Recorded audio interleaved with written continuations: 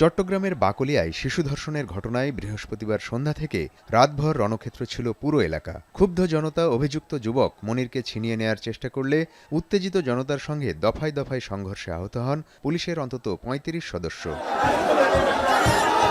এ ঘটনায় ভিকটিমের বাবা মেহেদী হাসান বাদী হয়ে সকালে থানায় মামলা দায়ের করেন, আর বিকালে আদালতে ১৬৪ ধারায় স্বীকারোক্তিমূলক জবানবন্দি দেয় মনির। পরে তাকে কারাগারে পাঠানো হয়। এর আগে পুলিশ জানায়, আলোচিত এ মামলায় আগামী ৭ দিনের মধ্যেই তদন্ত প্রতিবেদন দাখিল করা হবে। তবে এ ঘটনাকে পুঁজি করে কয়েকটি পক্ষ এলাকায় লুটতরাজ ও পরিকল্পিত ভাঙচুর করেছে বলে জানায় পুলিশ। আপাতত যেটা আমরা পেয়েছি, এভিডেন্স পেয়েছি, দর্শন সংক্রান্ত ঘটনাটা ঘটেছে।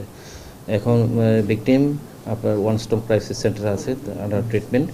আর যে রেপিস্ট মনির, তাকে আমরা আমাদের হেফাজতে নিয়েছি। মহাসড়কের পাশেই কালামিয়া ব্রিজের এখানে আমাদের একটা পুলিশ ক্যারিয়ার ট্রাক ছিল, সেই ট্রাকে তারা অগ্নিসংযোগ করেছে। পরবর্তী আমরা অগ্নি নির্বাপনও করেছি। এখন এই কাজের সাথে যারা জড়িত তারা এখন আইনের আওতায় আসবে। এদিকে ২৪ ঘণ্টার ব্যবধানে নগরের আগ্রাবাদ ও বায়েজিদে পৃথক ২ ঘটনায় ৩ শিশুকে ধর্ষণ চেষ্টার অভিযোগে আরও ২জনকে আটক করেছে পুলিশ। স্বজনরা জানায়, আগ্রাবাদের হাজিপাড়ায় শুক্রবার দুপুরে ৬ ও ১০ বছর বয়সী ২ শিশুকে ধর্ষণের চেষ্টা করে এহসান নামে পাশের বাড়ির কেয়ারটেকার। এ সময় প্রতিবেশীরা দেখে ফেললে পরিবারকে খবর দেয়। পরে স্থানীয়রা তাকে অবরুদ্ধ করে রাখলে উদ্ধার করতে এসে তোপের মুখে পড়ে আইনশৃঙ্খলা বাহিনী। প্রায় ২ ঘণ্টার চেষ্টায় তাকে উদ্ধার করে থানায় নেয় পুলিশ। আমি ওনাদের বাসায় গেছি ওনাকে ধরার জন্য, ওনার ওয়াইফ ওনার মেয়ে মিলে আমার গায়ে হাত দিছে। পুলিশে ধরছে, ধরে আনার পরে পুলিশে নিয়ে আসছে আর কি। অন্যদিকে নগরের বায়েজিদে বৃহস্পতিবার দুপুরে ৫ বছরের শিশুকে ধর্ষণ চেষ্টার অভিযোগে হাসান নামে পাশের বাসার এক যুবককে আটক করেছে পুলিশ। শিশুটি বর্তমানে চট্টগ্রাম মেডিকেলে চিকিৎসাধীন। শিশুটির বাবা জানায়, বায়েজিদের মোহাম্মদনগর এলাকায় শিশুটি খেলা করার সময় চকলেটের লোভ দেখিয়ে ধর্ষণ চেষ্টা করে ওই যুবক। পরে শিশুটি চিৎকার দিয়ে রক্ষা পায়।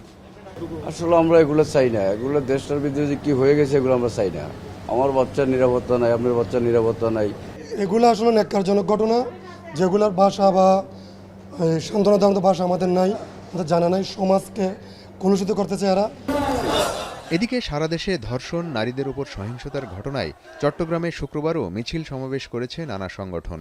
দুপুরে জুমার নামাজের পর বিভিন্ন মসজিদ থেকে মিছিল বের করেন উত্তেজিত জনতা। এছাড়া মানববন্ধন সমাবেশ করেছে নানা সামাজিক, সাংস্কৃতিক ও রাজনৈতিক সংগঠন। এখন চট্টগ্রাম।